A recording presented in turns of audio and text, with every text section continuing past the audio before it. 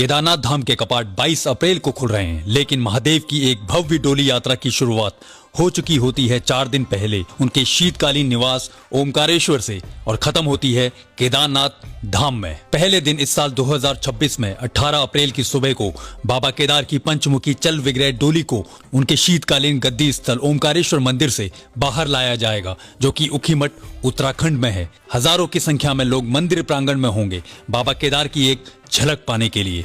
डोली को सजाया जाएगा, ढोल नगाड़े बजेंगे और फिर एक सुर में गूंजेगा हर हर महादेव। ओमकारेश्वर मंदिर की परिक्रमा के बाद बाबा केदार की डोली प्रस्थान करेगी गुप्त काशी के काशी विश्वनाथ मंदिर। ये वही विश्वनाथ मंदिर है जहां पांडवों से छुपने के लिए महादेव अज्ञात वास में रहे। गुप्त काशी में एक भव्य स्वागत होता है महादेव की इस डोली यात्रा का।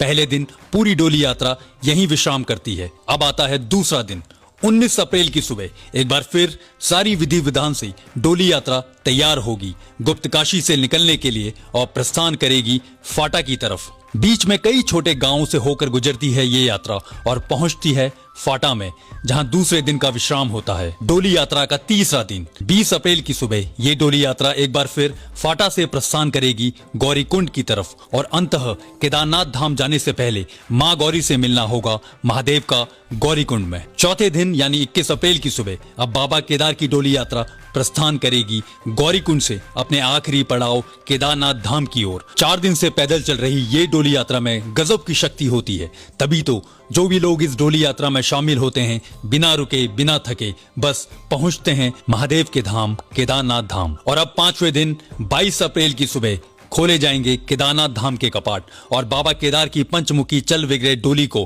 प्रवेश कराया जाएगा धाम के अंदर, जहां अगले 6 महीने तक लाखों लोग उनके दर्शन कर पाएंगे। ये डोली यात्रा जो शुरू होती है ऊखीमठ के ओमकारेश्वर मंदिर से और खत्म होती है केदारनाथ धाम में बहुत कठिन है, लेकिन विश्वास मानिए शक्ति जब महादेव की है तो फिर सब कुछ आसान है। Har Har Mahadev. Vicks travel films.